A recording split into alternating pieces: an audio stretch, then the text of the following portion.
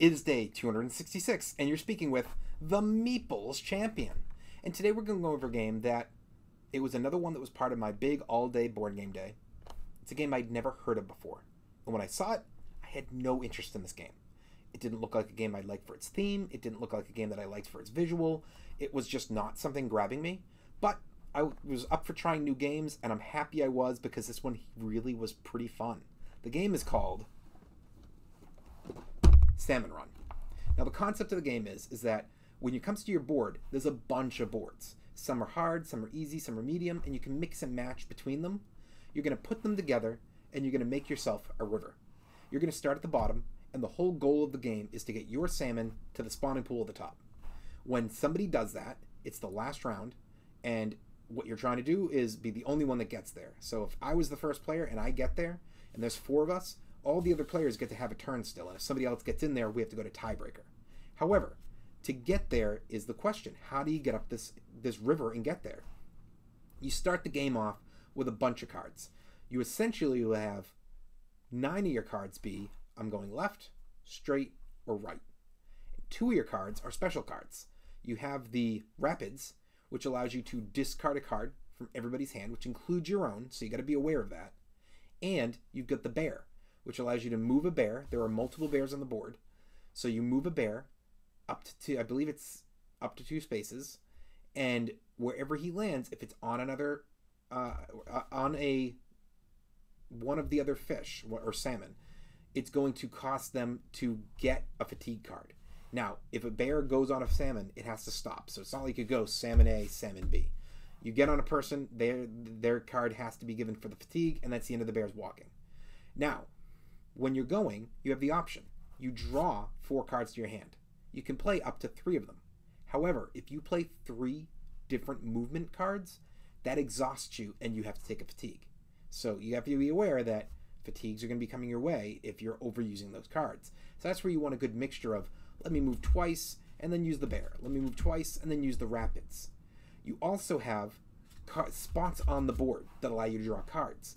So you might go to a spot that has a fish on it. That means you can go grab another, move left, move right, move forward. Or you might go to a spot that has 2 fish on it. It means now you can grab one that has the double left, double right, double forward. It has double the movement, but it still only counts as 1 card for playing for the water. So you're not going to play that and then a single movement and have to get a fatigue. You'd still have to play a 3rd water card in order for that to have a fatigue. Then you have your wild. If you land on that spot, you take a wild card, and the wild gives you the option of left, right, or forward. And then you have the bear. So if you land on a spot that has the bear paw, which is where all the bears begin, it lets you draw from the bear pile. You have your regular bears. You also have grizzlies mixed in. There's only a couple of them. And the grizzlies cause a discard of cards from your hand. Then you don't start the game with, but you can get eagle cards. There are regular eagles and there are bald eagles. A regular eagle allows it so that you can go and you can discard a card from somebody's hand. And a bald eagle allows you, I believe, to look at and choose the card you're discarding from their hand. Now, the reason discards matter is if you do it to yourself, it's fine. You know, if you play the Rapids and you have to discard a card, or I'm sorry, if you play the Current, you can also get current cards. Current cards show there are arrows going into your square and arrows leaving your square. When you play a current, then it's going to essentially push everybody along the current. But when you played those rapid cards, the rapids will say, well, how many out of the square cards do you have? If you have an arrow coming out of the square twice, then a rapids card discards 2 cards from your hand. So if I played a rapids, I have to discard 2. However, my turn ends and I draw back up to 4. My opponents, their turn hasn't ended yet. So if I discarded and they each had to lose a card, they're starting their turn now with 3 cards. So they don't even have as much option as before. I had a turn during the game where I got hit with a rapids and then a bear. And, I'm sorry, a rapids, maybe it was then a grizzly. Somehow I got hit with back-to-back discards, and I ended up with only 2 cards for my turn. It was extremely limiting. So you basically have to jump in, try your best to cause discards, cause people to get pushed back by the current, try to attack them with the bears, with the eagles, and move your way upstream until you get to your spawning pool. It's an interesting game, and definitely when we went from the easy to the medium map, it was extremely difficult with the medium map. We weren't even sure how it would go with the hard map. But it was a fun game. That being said, why don't we jump in and let's just judge this game on our 7 categories and see where it lands for us.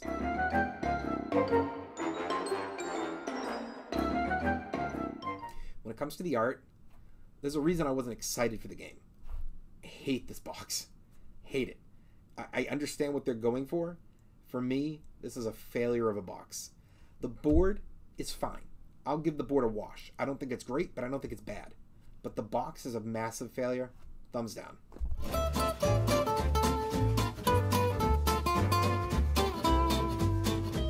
Components. You primarily have your board. There's like 11 different pieces for the board. You only use 5 at a time, but it's option variability. And then you also have your cards. It's really good quality. No complaints. Thumbs up. Your price. So this is from Griffin Games. This is definitely not one that I've seen before. You're not going to find this in loads of places. You're never going to see this in a Target or in a Barnes & Noble. You're probably finding this in like 1, maybe 2 board game stores out of 5, but I think that's going to be lucky. This is not one I expect you to find really outside of truly like Savers, Amazon, your Goodwills. I think it's going to be hard to find. The price, if it was regularly on shelves, I think this game's probably in that $50 range, but I have a feeling it's going to be hard to find, and if it's hard to find, that means it's going to probably be higher pricing because it's going to be rare. Unless you get, if you find it online, it's going to be higher. If you find it in a Savers or in a, at some convention or something, you might find it lower. But it just seems to me like a lot of work. I think the price is just, even though the game's fun, it's going to be too much effort and too expensive. Thumbs down. Your difficulty. I mean, we played with my friend's son for this game, so definitely kids can play the game. I think that beginners can play the game. I think that it brings in a lot of work, and an experienced player can enjoy the game, and even an expert can enjoy it. I think it has all levels.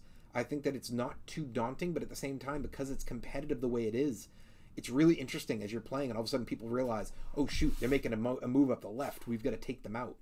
So I really like this game for all its difficulty levels. Thumbs up.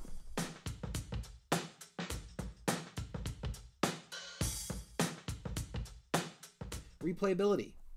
We played it a couple times, and I think that the game has early replayability, but something tells me this game's not going to last. Not that I'm going to dislike the game, but I think it's one of those like flash and pan, hey, I'm having fun, this is really good, we should play this game, and you probably get in 4 or 5 plays, and then I think it's going to die out for you. I don't think this is one that's going to have loads of long-term replayability. It's going to be one that's going to lose out to all these other games that I'd much rather play a couple times in a year than this. So for me, replayability, thumbs down.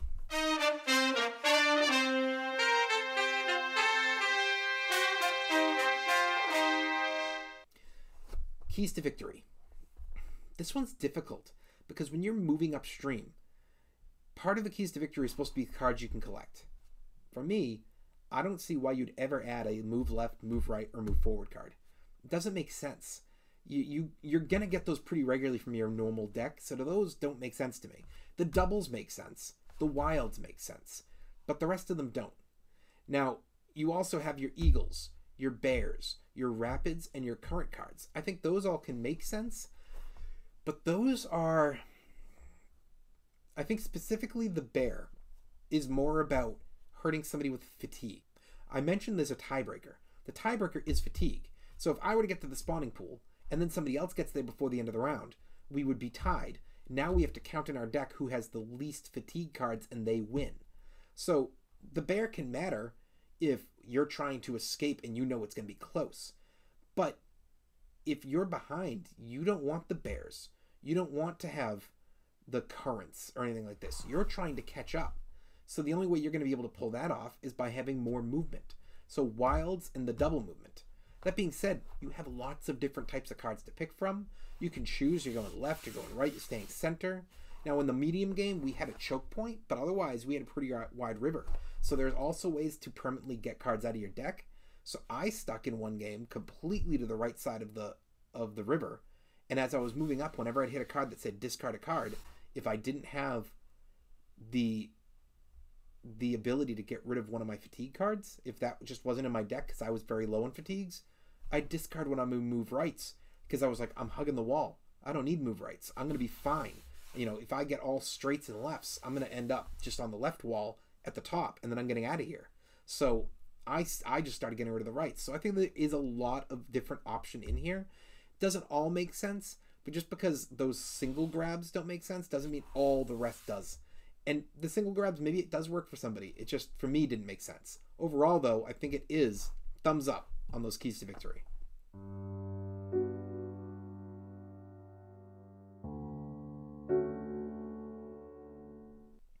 Is the game unique? No. I've played plenty of games that are all about moving up a river and having to get to the other side first. It's a racing game where you're on a stream and things on the stream will affect you for movement or for cards to bog down your deck. I've played Lewis and Clark, that kind of does something like this, and I've played other games like this as well. For me, this game just is not unique. Thumbs down. Overall, what do I think? It's a fun game. It's worth your time to check it out. I don't think it's one I'd recommend buying, and while I think it's okay to check it out, don't get too excited. Don't try and run out and get this because you played it and you thought it was fun. Because I think it's going to be hard to find and expensive, and that combo to me already bogs it down.